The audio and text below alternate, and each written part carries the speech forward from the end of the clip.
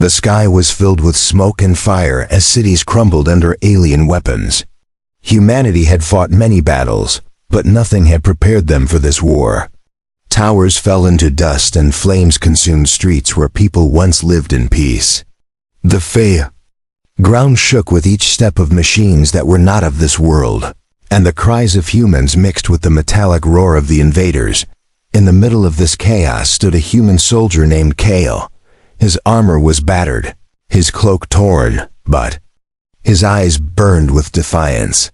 He had seen comrades fall, families torn apart, and cities destroyed. Yet he still stood, refusing to bend his knee to anyone. His breath was heavy as he watched the alien army approach, their leader shining in steel and fire. She was unlike any enemy he had ever seen.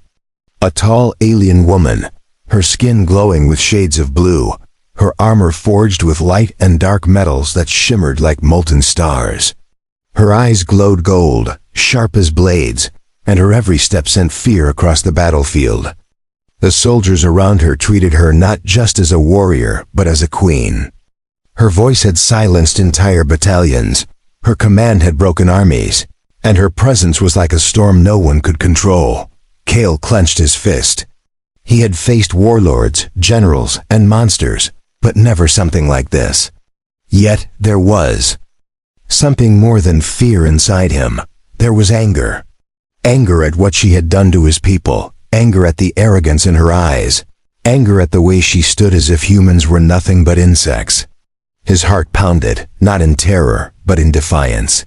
He knew he could not match her power, but he could face her. That was enough. The battlefield around them burned, soldiers clashing in screens of steel and energy. Still, when Kale locked eyes with her, the chaos faded. It was as if the war itself paused, watching the moment when a human dared to challenge the might of another world. She tilted her head slightly, her glowing eyes studying him with curiosity. Then, with a voice calm but sharp, she spoke words that cut through the fire and smoke. "Do not shame yourself, human. Kneel, and I may let you live. Refuse, and you will join the ashes beneath my feet." Her words struck like lightning, but Kale did not move. Instead, he stepped closer, pointing a finger at her face. His voice thundered with raw fury, louder than the flames behind them. He did not care that she was taller, stronger, or armored like a god of war. His voice carried the weight of a man who had lost everything and still refused to fall. "Don't shame me," he snapped. "You stand in stolen armor, behind burning cities, pretending to be a queen. Take off the armor and say it again. Say it while looking me in the eye." The soldiers nearby froze. Even the alien warriors who served her shifted uneasily, their confidence shaken by the courage of one human voice. The fire behind them roared louder, reflecting in his eyes as he stood face to face with a being who had crushed empires. His words cut through the silence, and for the first time, she did not answer with command or fury. She simply stared, her golden eyes narrowing, as if the defiance of this man was something she had never expected to see. The alien commander raised a hand and her army paused. Engines cooled and cannons lowered as if a storm had been told to hold its breath. Smoke rolled over the ruined street while sparks floated like fireflies. Kale kept his stance and watched her steps. The metal on her armor shifted like scales that remembered wars older than Earth. Her golden eyes narrowed with interest rather than hate. She spoke again, but this time her voice was calm and sharp like a blade of ice. "You challenge rank and iron with only words," she said. "Most men hide behind walls or guns.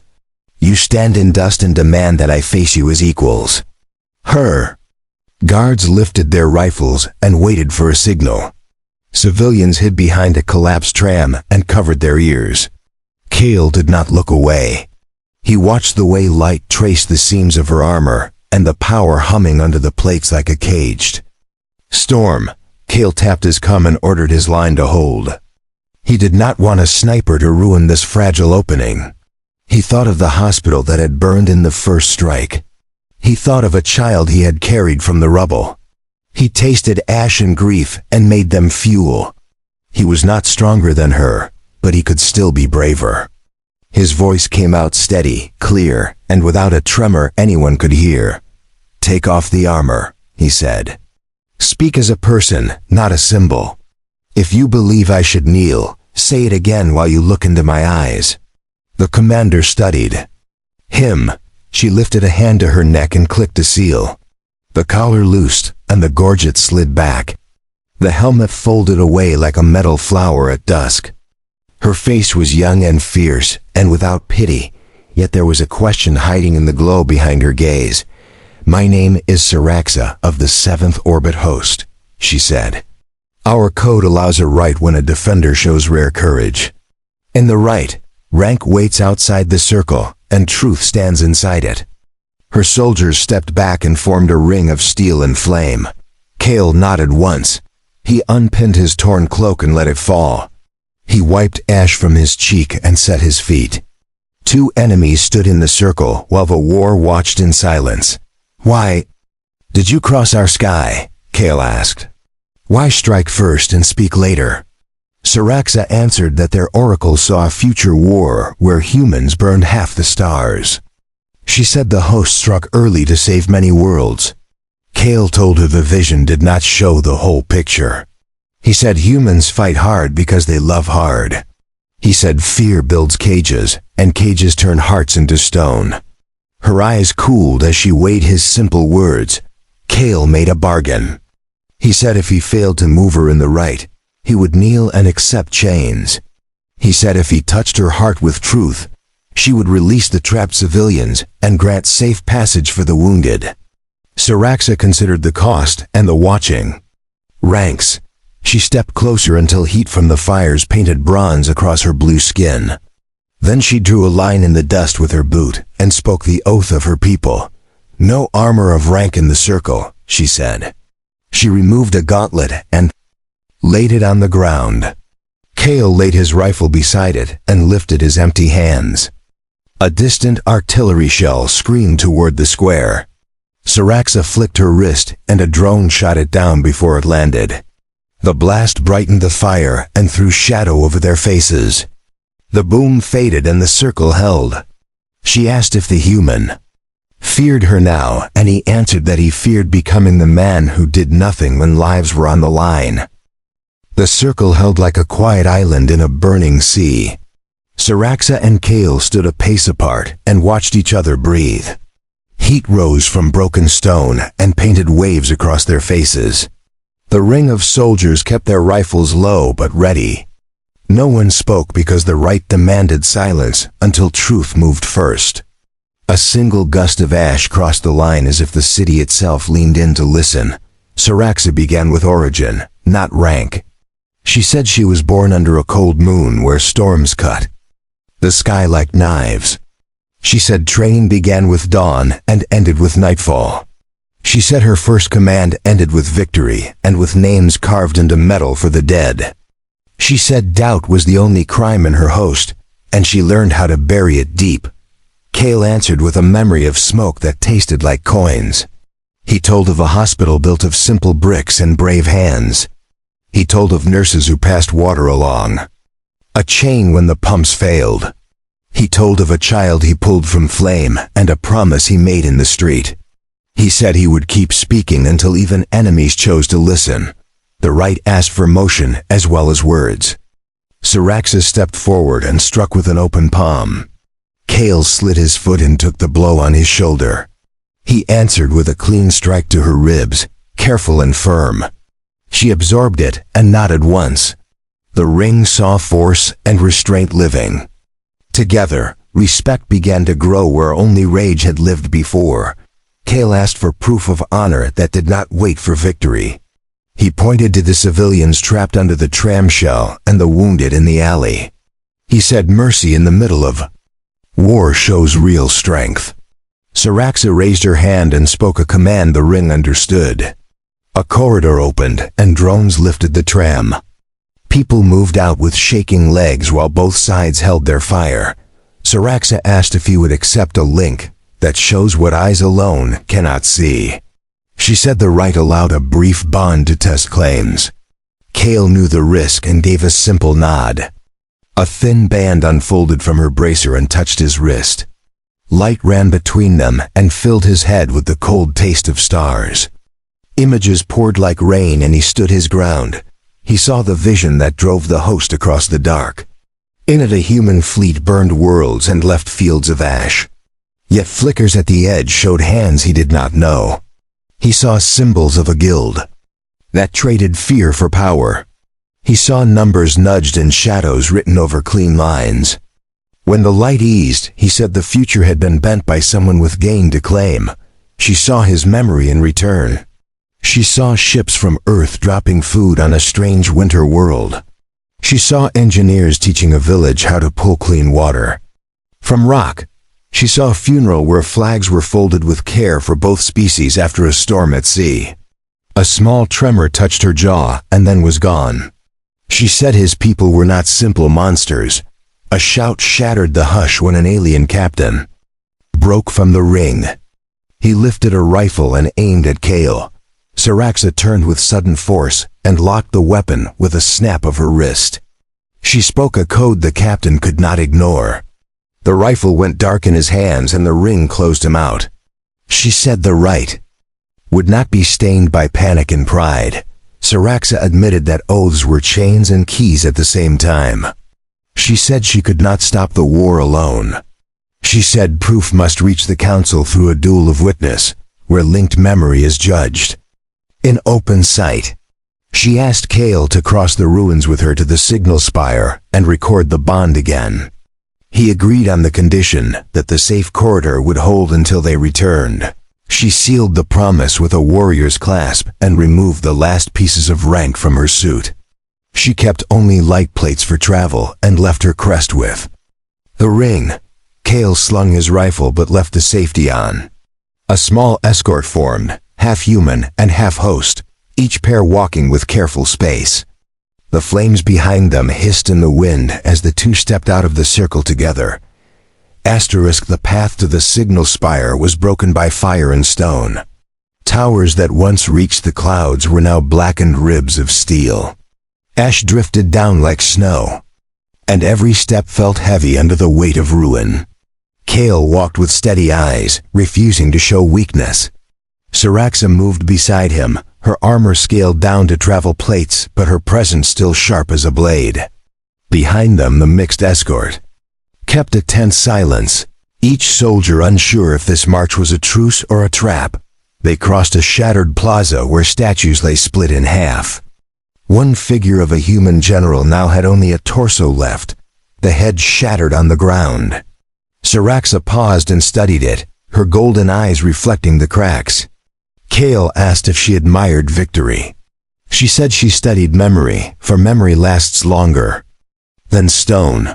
He realized her words carried weight. Her people believed wars were etched not in land but in stories carried forward. A human soldier in the escort muttered that he could not walk beside the enemy. Another alien muttered the same. About Kale, tension rose, hands tightening on weapons, sparks ready to fly again. Saraxa turned on her own soldier, and Kale did the same. Their voices struck at once, demanding silence and order. The soldiers obeyed, surprised at the strange unity in command. For the first time both sides looked at Kale and Saraxa as if they were bound by something stronger than hate. As they neared a broken highway bridge, shadows moved among the ruins. Raiders from neither side, scavengers of war, leapt from cover with crude weapons. They sought fuel, food, and blood. The escort turned to fight, but Kale charged first, drawing steel from his back. Saraxa joined him, her movements smooth as liquid fire. They fought side by side, her blades cutting arcs of gold while his rifle cracked with iron sound. The raiders fell one by one, stunned by the fury of human and alien striking together. When the last raider dropped, silence fell again. Kale's arm was grazed, blood streaking his torn sleeve. Saraxa pressed her gauntlet to the wound, sealing it with a hiss of light. He flinched but held still. She said his strength was not only in his defiance, but in his will to carry pain without breaking stride. He thanked her but said strength without purpose is only noise. Her eyes studied him as if his words were lines she had never read before. They reached the base of the spire as the sun broke through smoke. The tower was cracked but still stood like a tooth against the sky. Panels glowed faintly, waiting for command. Siraxa placed her hand on a control stone that pulsed with alien script. She invited Kale to place his hand beside hers. For a moment, he hesitated, knowing this bond could reveal every memory he wished to keep buried. Then he pressed his palm to the surface, and the tower answered with light. Visions flooded both of them again, sharper and louder than before. Kale saw the wars her people had endured, worlds broken by enemies he had never known. He saw her as a child watching flames consume her city. He saw her rise through training fields where failure meant exile. He felt the cold loneliness of rank that never allowed weakness. Siraxa in turn saw his childhood laughter, his mother's hand on his shoulder, and the first time he held a rifle, not for glory but for survival. She saw his grief and his loyalty burn side by side. The escort shielded the tower while the bond poured into the core. Sparks showered down as systems rebooted. Both sides watched in uneasy awe. They had never seen their leaders linked so openly. The silence grew heavier until the tower gave a single pulse, recording every image, every word, and every oath. The bond broke and both staggered back, their eyes locked not with rage but with something unspoken. They had shared truths that could not be erased. Kale said the council would see the vision and know the prophecy was tainted. Siraxa said the council was not easily moved. Some thirsted for conquest and some feared the rise of humanity too much to listen. Kale answered that if they ignored truth, then war would eat them all. Siraxa agreed and admitted her host would fight her if she returned with only words. He said then they would carry proof stronger than words. Together they would walk into the teeth of power and demand judgment. The soldiers around them shifted uneasily. They had seen enemies fight together, bleed together, and now vow together. Something inside them cracked, something built on fear and hate. The tower lights faded, but the memory had been sent. The spire stood silent, and the world around them waited. Kale adjusted his cloak, and Siraxa closed her gauntlet. The road ahead was not peace and not war, but something harder. Still, they stepped forward side by side into the fire-lit dawn. The march toward the council world began with uneasy silence. Their escort had doubled, half human and half host, yet none spoke unless ordered. The bond at the spire had unsettled them. They had seen their leaders linked, seen memories that cut through fear like knives. Kale walked with his rifle slung, but his eyes steady on the horizon. Siraxa walked close, her armor plates humming faintly, each step a reminder that she was both ally and threat. The road to the skyport was filled with ruins. Shattered ships lay scattered across fields of broken glass. Rusted husks of engines groaned in the wind. Kale watched birds return to the wreckage, scavenging in silence, uncaring of war or prophecy. Siraxa said her people believed ruin was a seed, that from ashes new growth rose stronger. Kale answered that ruin could also be a scar, a wound left open if no hand cared enough to mend it. At night they made camp inside the hollow of a ruined hangar. The mixed escort kept watch in uneasy pairs. A human soldier handed food to an alien. Beside him, and though the alien hesitated, hunger won. Siraxa observed this with quiet thought. Kale asked her what she saw. She said she saw proof that soldiers could learn what leaders feared to teach. He told her that leaders could learn the same if they dared to look beyond their armor. The following day brought ambush. A faction of rogue hosts broke from the cliffs, armored in black with red lights burning across their suits. They shouted that Siraxa was a traitor for walking with a human. They charged with plasma fire that burned the sand into glass. Kale pulled Siraxa down behind stone while their escort scrambled to return fire. The clash roared across the valley, red and blue bolts striking like storms. Siraxa rose first, her blade flashing with golden arcs, and Kale fired beside her, their rhythm sharp and unbroken. The battle raged until dust swallowed the field.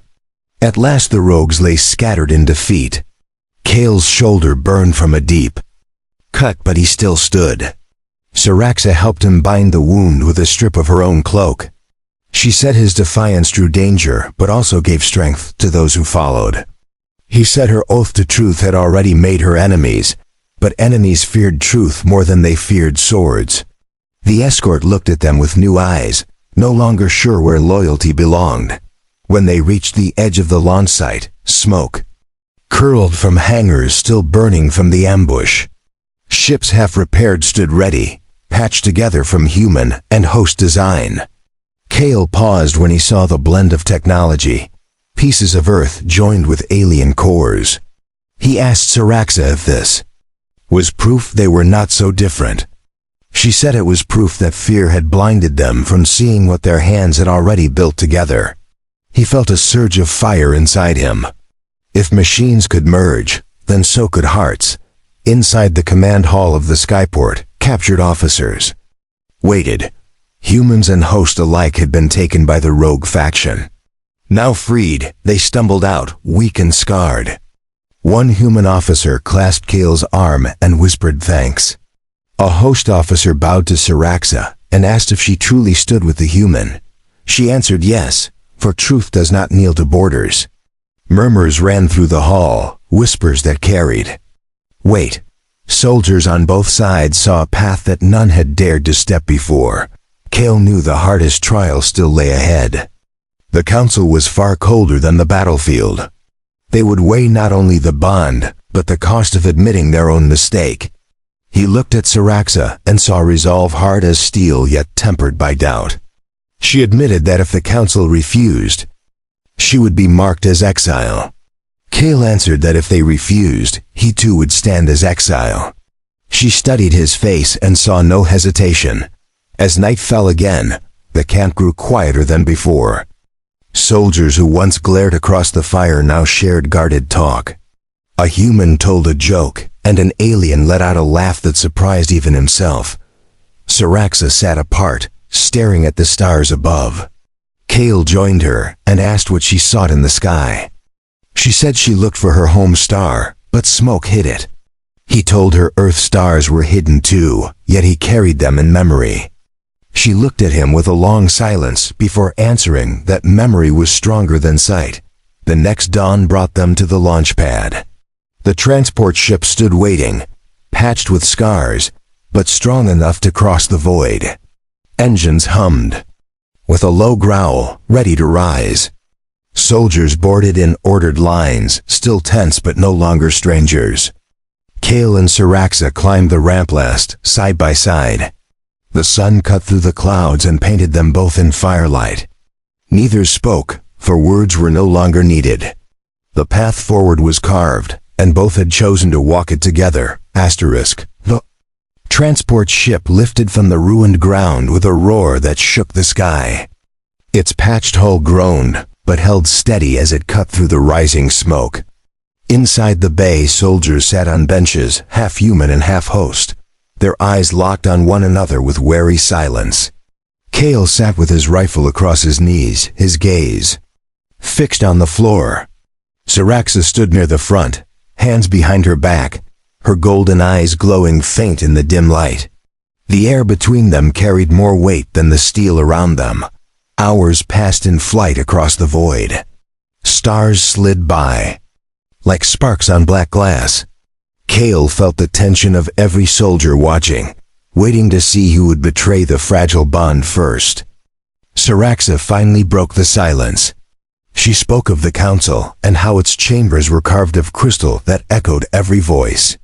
She warned Kale that the council thrived on doubt and would twist even truth into threat. Kale answered that truth had already been shared, and even if they denied it, the bond remained carved in both of them. When the ship docked at the orbital ring of the council world, the soldiers stiffened. The air smelled of polished stone and ancient fire. Guards in white armor lined the hangar with weapons raised but not fired. Kale and Siraxa stepped forward together, their escorts close behind. The guards parted reluctantly, letting them pass. Into towering halls of glass and silver. Echoes followed their steps as though the building itself remembered every voice it had ever held. Inside the grand chamber, the council waited. 12 thrones curved in a circle, each carved from a different world's stone. Figures cloaked in silver sat with faces half hidden. Their eyes glowed in colors that marked rank and heritage.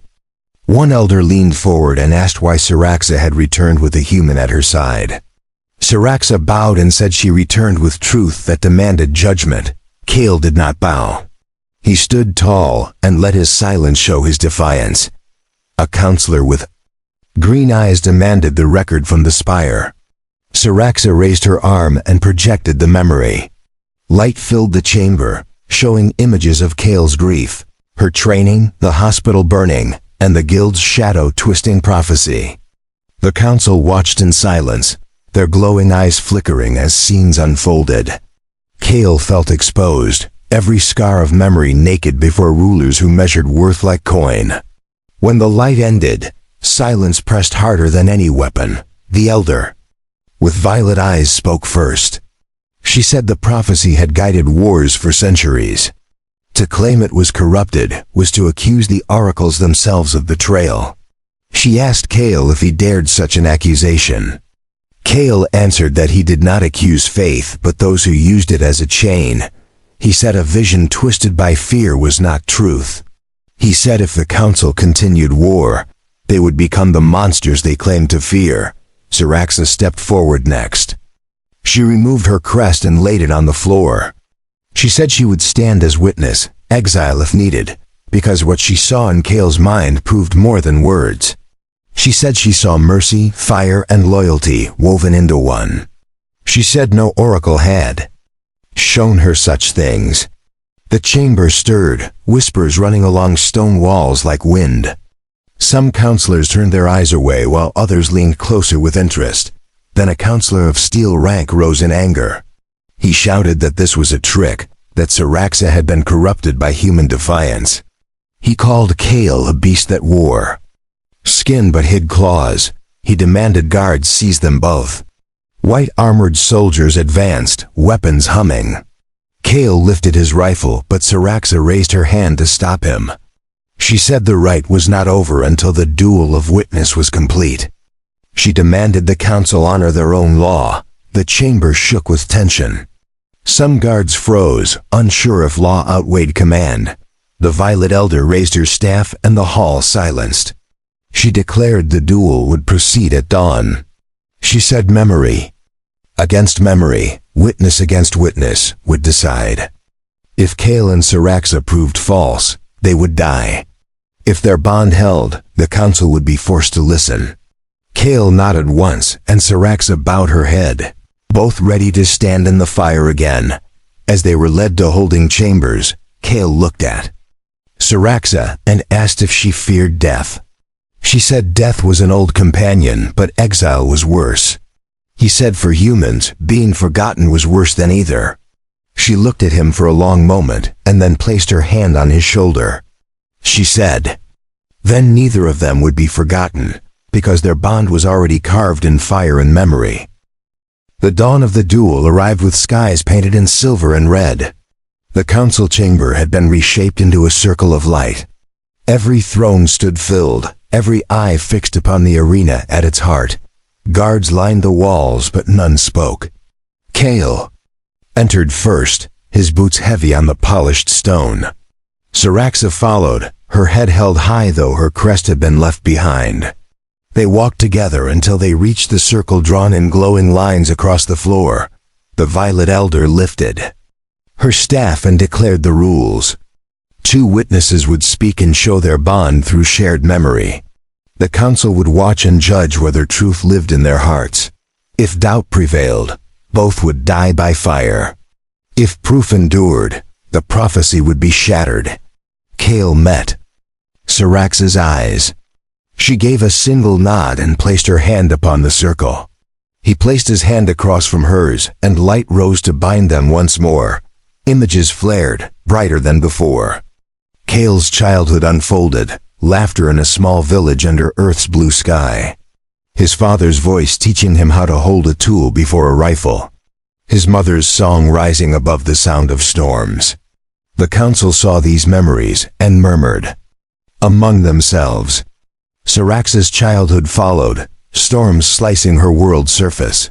Drills where failure meant exile, and her rise through ranks she had not chosen but survived. Her voice carried through the vision, steady as stone. Kale then offered the moment of fire when he carried a child through collapsing walls. His arms burned, smoke stung his lungs, but he never let go. He placed the child on the street where soldiers covered her with a blanket. The council watched as Syraxa stepped into the vision, seeing what he had seen. Her golden eyes softened in the light of memory. Then she opened her own grief. The chamber saw her kneeling beside her first command, counting the names of the dead. With trembling lips, the bond wove stronger as more memories crossed. Kale showed moments of mercy, when prisoners were given water instead of death. Syraxa revealed times when she had spared a village, though it meant questioning her orders. The council saw not weakness, but strength shaped by compassion. Yet still the elder with steel rank rose, and shouted that the visions could be crafted. Illusions. He demanded they face each other not only in thought, but in trial of body. The floor of the circle shifted. Weapons of many kinds rose from hidden slots. Blades, staffs, and rifles gleamed in the cold light. Syraxa picked a blade and spun it once in her hand. Kale lifted a staff of iron, scarred but steady. The duel now demanded strike and guard, force, and will. The two faced each other, not as enemies but as proof that truth could withstand steel. They clashed, sparks flying as staff met blade, each strike ringing across the chamber. The council leaned forward. They saw Kale take blows and rise again. They saw Syraxa hold back death strikes, choosing control over cruelty. Sweat streaked his face, golden light flared in her eyes, but neither faltered. At last Kale locked her blade with his staff and forced her back a single step. She smiled faintly and pressed harder, forcing him to yield a step in return. The crowd saw balance, neither conqueror nor slave, only equals bound in struggle. At the height of the duel, Syraxa broke the clash and dropped her blade. She stepped forward and stood before Kale without armor, without weapon. She said before the council that the right was complete. She said the human had faced her in fire, in memory, and in steel, and had not bent nor broken. She said if the council still called this false, then no truth could ever be trusted. Her words cut deeper than her blade had ever done. Kale lowered his staff and turned to the thrones. He said he had nothing more to show. His memories were bare, his strength proven, his voice unshaken. He said if they chose death for them both, then they chose fear over truth. He said if they let the prophecy rule them, then they were slaves to shadows. He ended with a final vow, that even in death, his defiance would echo until it broke there. Chains. The chamber erupted with voices, some shouting for death, others demanding release. The Violet Elder raised her staff and silenced all. Her eyes glowed brighter than before. She declared that the bond was real, the duel complete, and the council must decide at once. The fate of two lives and perhaps of two worlds hung in the silence that followed. The chamber held its breath as the council debated in silence. The 12 figures sat unmoving, yet the weight of their thoughts pressed upon everyone present. Kale stood straight, his chest rising steady, though his wound still burned. Syraxa stood beside him, her golden eyes unwavering as they faced the circle of power. The Violet Elder leaned on her staff and whispered words none could hear, then lifted her gaze to speak. She declared that truth had been shown in memory and in combat. She said the prophecy was not a map, but a warning that had been twisted by hidden hands. She said the bond between human and host proved a different future was possible. At this, half the council stirred with unease. The Elder of Steel rank rose again and shouted that mercy would doom them all. He demanded both Kale and Siraxa be executed to cleanse the shame of doubt. Before the guards could move, Siraxa stepped forward. She reminded the chamber of their oaths, that a duel of witness could not be ignored without breaking their own law. She said if they chose death for her and the human, then they chose to burn their own code before the eyes of every soldier. Kale raised his voice after hers, declaring that if they struck him down, humanity would never kneel. He said they might kill bodies, but they could not kill memory. The council chamber broke into argument. Some shouted that war must continue while others urged caution. The Violet Elder struck her staff against the floor and demanded silence. She declared that by right and duel, Kale and Siraxa had prevailed. The prophecy was corrupted, and the war must cease until new visions were weighed. The declaration split the chamber, but law held. No guard dared to raise a weapon now. Siraxa exhaled as if a weight had lifted from her shoulders.